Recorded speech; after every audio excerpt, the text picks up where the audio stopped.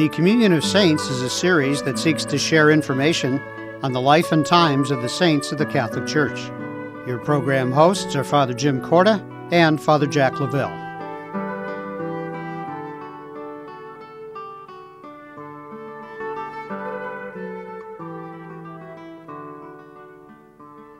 Hello and welcome to Communion of Saints. I'm Father Jim Corda. And I'm Father Jack Lavelle. And the saint we're going to begin with is Saint Louis of France, the only canonized king of France. We know there's been a long line of Louis that have been kings in France. Tell us a little bit about them, and then in particular about Louis. Well, we know that we have 16 Louis officially counted. This one falls somewhat in the middle, Louis IX. He's born, lives, dies all in the 1200s. It's interesting, he becomes king at the age of 12. What's going on at this time also is that both England and France are kind of constantly in and out of war with each other, but both still very much Catholic countries, very much in relationship with the Pope, very much in relationship with the Church. It's also a time of crusades, this expansion of the faith, and going out and trying to, in the name of the Lord Jesus, conquer lands and bring people into the faith. Louis is part of that as well. But he also, as he grows, he becomes king at 12, but lives into his 50s. He sees the need for education. He sees the need not only to expand the church, but also, and I think the one thing that makes him a king and a saint out of all of the others that have been part of his native land of France, was his really capturing the spirit of what it means to be a Christian and how to live that, regardless of whether you're a king or a peasant. Well, I think that's really typical of, as you had mentioned, of Louis's life, is that even as a king, he embodied the Christian faith and the Christian way of life. You had mentioned that he was part of the Crusades, and those were happening during his time. But we found historically that after the Crusades, he, as a Christian, helped those people who were harmed or who lost land or who lost livestock, and he gave that back. Mm-hmm. And isn't that really kind of the life of the Christian, is to kind of give back to God the blessings that you have given or you have been given?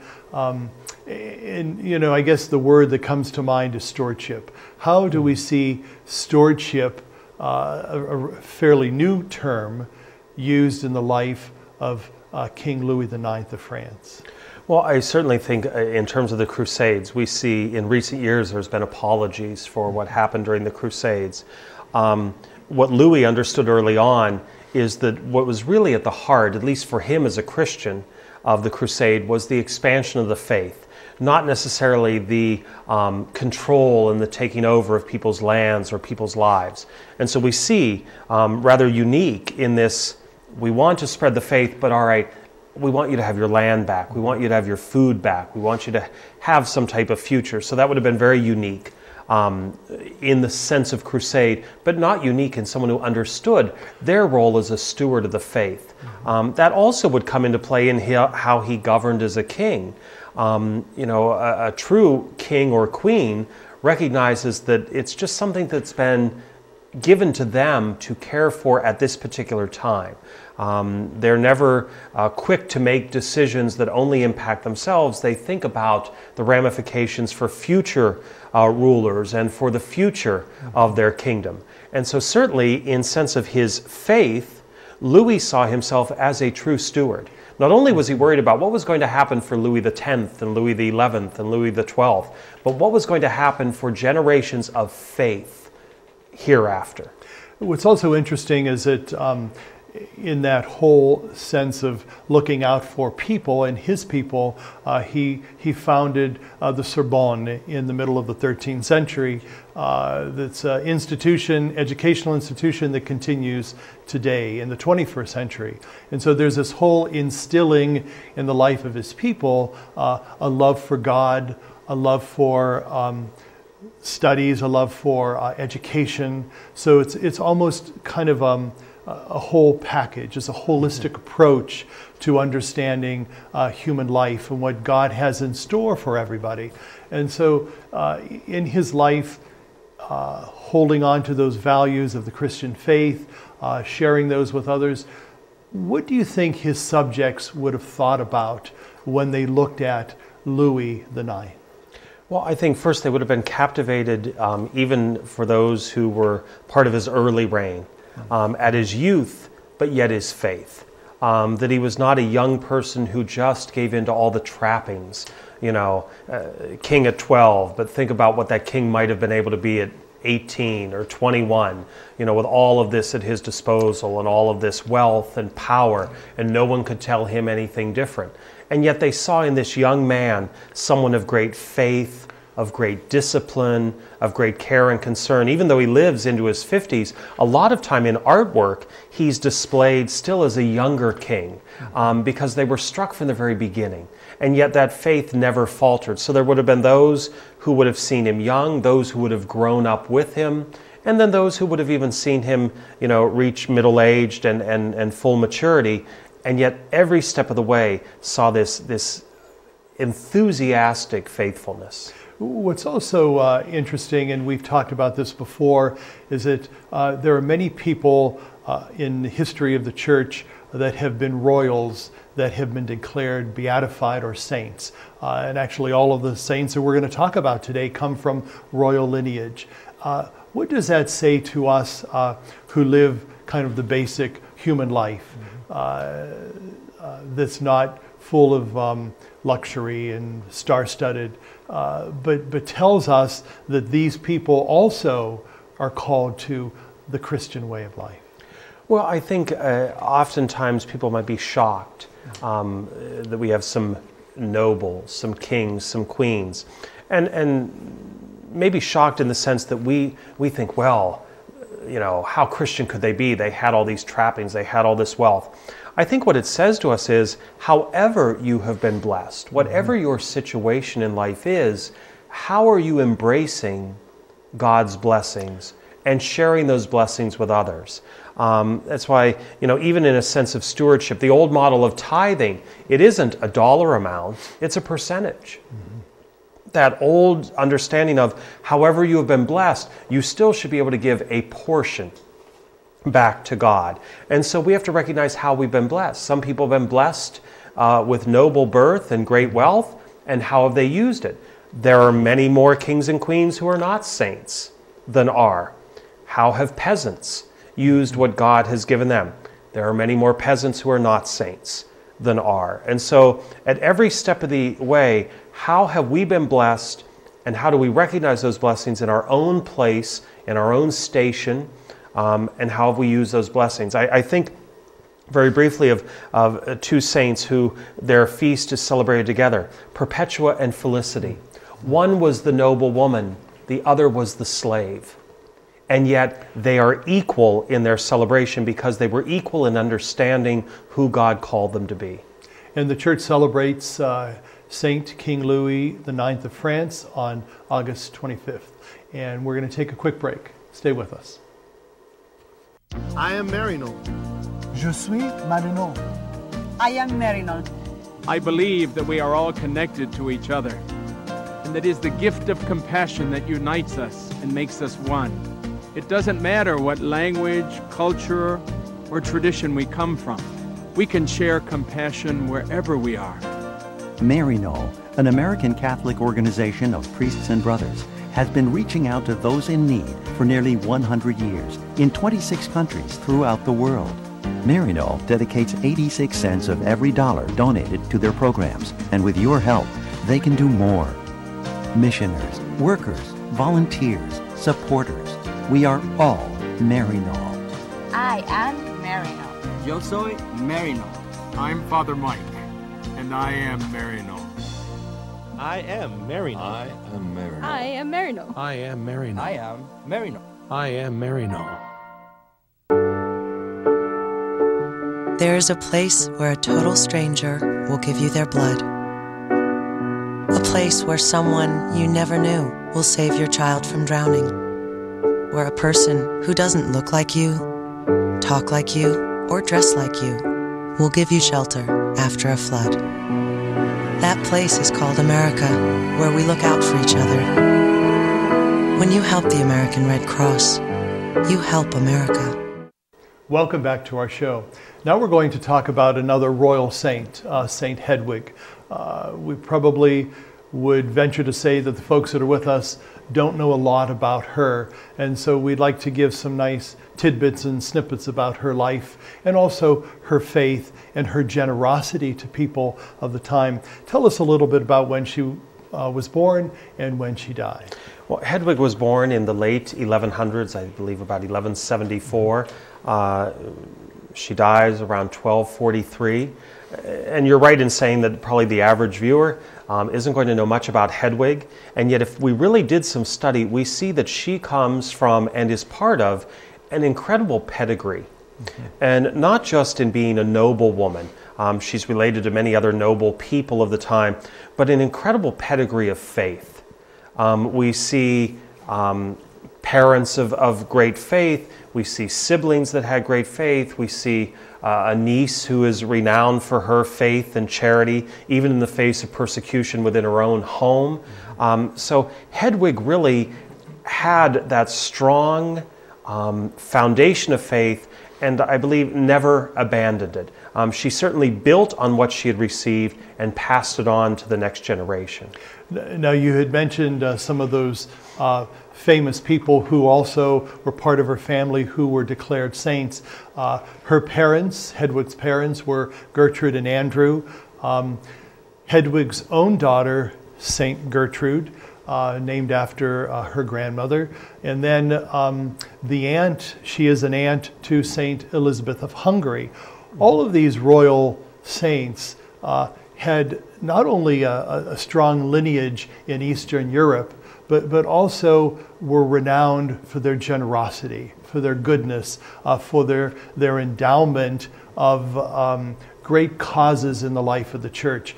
We know that Hedwig was a widow, and but also a duchess, and so following her husband's death, she would have inherited his money, and instead of using the money for her own enjoyment, history tells us that she endowed many monasteries with this money. So she actually began religious communities that carried on faith, that was spent in prayer, that continued the life of the church.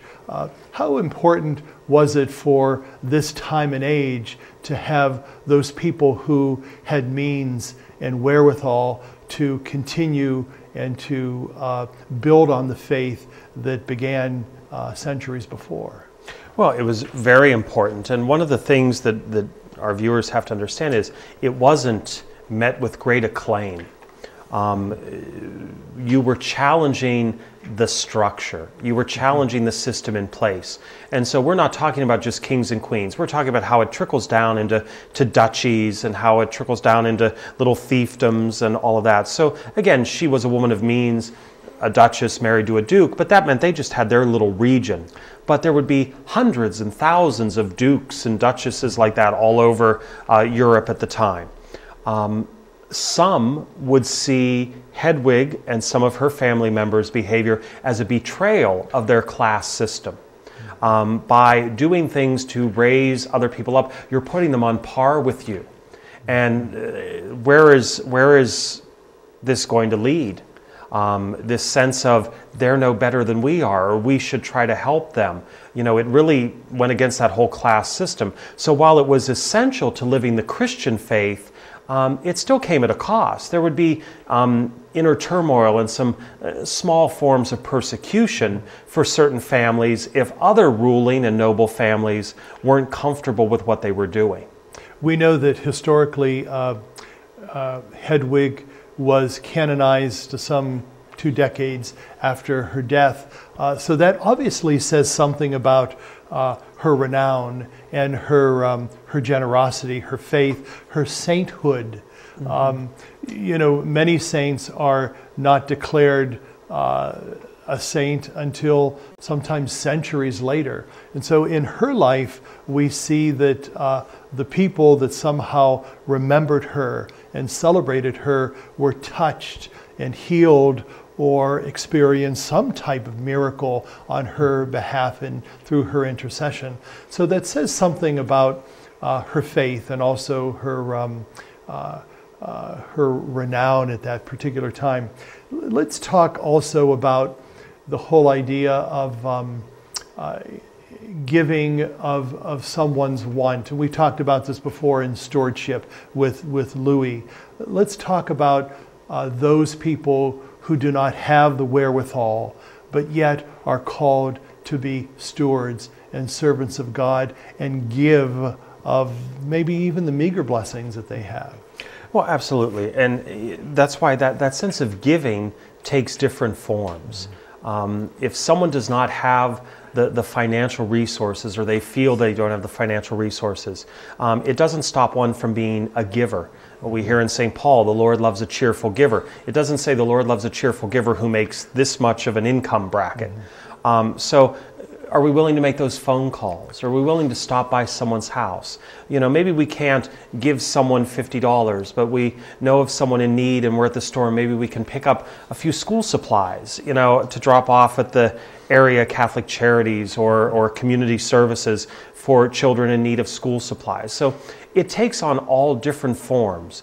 We just have to be willing to recognize it. The worst thing is when someone adopts this attitude of, I'm not as rich as them, or I don't have as much as them, because we can all find someone else who has more than us. Millionaires complain they're not billionaires, but does that mean that they have nothing? You know, so we all have to recognize those ways in which we can offer whatever we have in whatever way we can. Let's talk briefly in the last 2 minutes of our time in this second segment about the royalty again. You know, sometimes we don't give them the credit that they deserve. You know, oftentimes those of us who may not have the wherewithal, when we look upon royalty, we look at them in a different light, that, oh, they're so blessed in material ways, they can't really be someone who expresses the faith in a practical, particular way. But yet we see in the lives of these people who we celebrate and lift up as saints that that's exactly what happened. Oh, absolutely. And I think when we look at someone like Hedwig and look at some of the other members of her family, they recognized how blessed they were. You know, there was no sense that they weren't, you know, aware of their trappings, aware of their surroundings, and yet it was beyond how they dressed and how they lived and what they ate. They really were able to connect with the human experience. They didn't need to strip themselves of their garments or strip themselves of their palaces or castles or eat, you know, horrible food. They still could understand the plight of the people around them and the need to lift them up and help them. And I think even in our common day understanding of royalty or people of wealth, I think sometimes jealousy creeps into it more. They live a life I don't live. And yet you hear stories of where people are truly touched by people of wealth who give. You know, certainly we'd all love to have the money that someone like Bill Gates does, but there are very few people that don't recognize how incredibly charitable and how incredibly giving he is, wanting to make a difference in poor and underprivileged people's lives and people who lack certain medical needs. And so when you're aware of those stories, we see all these little connections. You know, you're not as jealous, you're not as upset, you're not as frustrated that you don't have, because you see good works happening. And I think that's what people saw. When you talk about acclaiming her a saint so early on, I think if you look at a lot of the noble people, they were the people whose causes for sainthood didn't languish for centuries, because even the peasants, they were the ones crying out, this great lady, this great gentleman, they made a difference in my life. And so that cry, you know, was heard immediately by the church. And we celebrate her feast on October 16th. Stay with us. We'll be right back. What have you done for your marriage today? I gave my wife a hug this morning. I told her I love her. I did her hair this morning. I think it looks pretty good. I cooked my husband's favorite breakfast. I bought her an orchid. What have I done for my marriage today? I sent my husband a love email. I read the newspaper to my wife, and it cracked her up. But she's still laughing. What have you done for your marriage today? Make a change for the better. Need help? Go to foryourmarriage.org, a message from the Catholic Church. Welcome back to our show. Now we're going to talk about Wenceslaus. He's Wenceslaus IV. We know him in our Christmas carols as Good King Wenceslaus. Tell us about him. Well, I think just from the Christmas carol, it invites intrigue and this sense of knowledge, but a great misunderstanding of even the timing of his celebration. We celebrate his feast on September 28th, but we hear him in the Christmas carol going out on the Feast of Stephen, which is the day after Christmas. He was a Bohemian and of a family of unbelievers, and yet he is captivated by the faith. He comes to the faith, and he wants his kingdom to come to the faith. And this, as we've talked with other nobles and royals, this becomes a threat to other members of his own family. It becomes a threat to some of the other ruling people with him. So much so that his encouragement of Christianity is met with great frustration by his own brother Boleslas.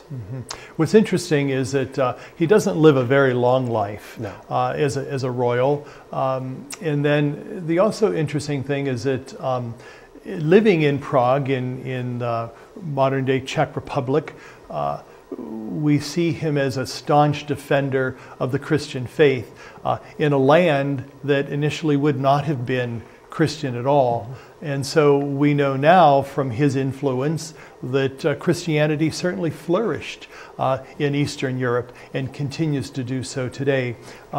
We also know that he was taught and mentored by his grandmother about the faith and about the truths of Christianity. How often is it that many of the saints are mentored by other people? It's not that they just get all of their holiness from the Lord, and they do, but yet there's some human example, and that's really human nature, that we get this mentoring or we get this tutelage from someone, oftentimes in our own family. Well, and we have talked about that with some of the saints, and as you said, it's true in our own families, in our own circles of friends, that usually it's not just that head knowledge, it's not just reading the scriptures, though reading the scriptures, meditating on the Word of God, inviting prayer and devotion into our lives is certainly essential to continuing to foster that relationship with Christ. But it is, for us, no different than it was for the apostles. How did the first believers really come? They didn't sit down and read a book that Jesus left on a nightstand. You know, they encountered a person of faith. Now for them, that first person of faith was Jesus. But then in every generation for the church, it was encountering other people of faith, those other experiences, those other opportunities to learn what is true and what is of great value in life. The other thing, when we started this particular segment, we mentioned the Christmas carol of Good King Wenceslaus. You know, I hearken back to the Gospels when the young man asked Jesus, how will he inherit eternal life? And he called him good teacher. And Jesus says, well, why do you call me good? No one is good but God alone. But here we're talking about Wenceslaus, the king, as good king. Were kings at that time not considered good kings? Well, certainly not all of them would be considered. Again, it's recognizing how you've been blessed and how do you use those blessings. If you are the ruler of a people, are you there just to take and to grab everything you can on the backs of your people, or are you there to guide them and lead them? Does it mean that you're going to be poor? Does it mean that you're going to give up the trappings? Perhaps not. Very few cases of that happening. But your greatest care and concern are the people whom are entrusted to you. We see that in calling Christ the King, the universal King, our Lord and King, because what a good king does has at the heart the well-being of their subjects. So we see the good king, Christ the King, and then that title given to Wenceslaus, because he saw that what was really at heart was the care and concern of his people. let's bring that a step further and talk about modern kings. You know, it's often interesting. I know when we celebrate the Feast of Christ the King, for us here in the United States, it's very strange and very different to use that terminology, because that is certainly not part of who we are historically and politically. People in England or in Spain or in Italy would have more of a resonance to understanding kingship. But for us here in the United States, we don't have that resonance. I often thought, when we celebrate the Feast of Christ the King, wouldn't it be better to celebrate Christ the servant or Christ the worker? And I wonder if someone like Wenceslaus, similar to King Louis IX that we talked about earlier, and obviously Hedwig and her lineage, that they were people who were not necessarily royal and kingly, but embodied the servanthood and the worker of Christ's presence. You know, so what does that really say for modern day royalty? Well, especially in this country, you know, it's often been said that we fought a war to get away from royalty, and we've spent over 200 years trying to get it back. Mm-hmm. I mean, billions of dollars are spent every year in this country on obtaining media information about what happens in the lives of royals and other people of great wealth and opulence around the world.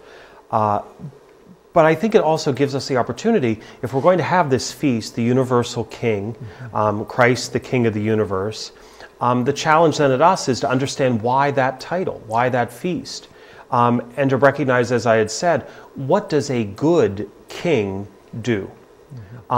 Do we get rid of the title because it challenges our understanding?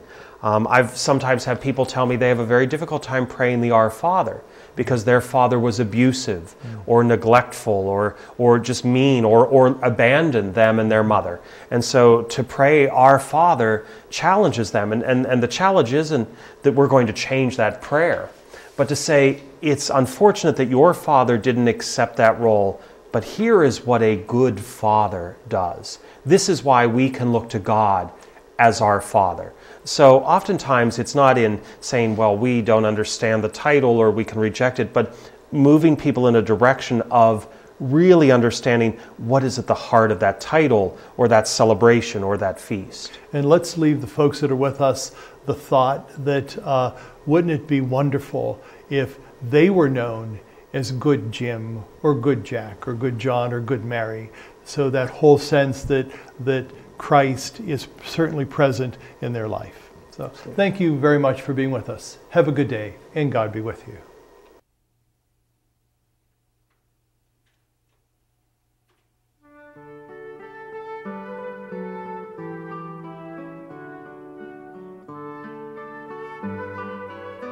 The Communion of Saints was a production of CTNY, the Catholic Television Network of Youngstown. Your program hosts were Father Jim Corda and Father Jack Lavelle.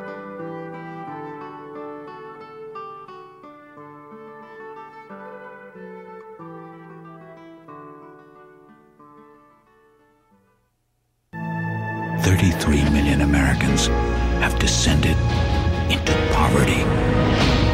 And as their futures fall, so does our nation's.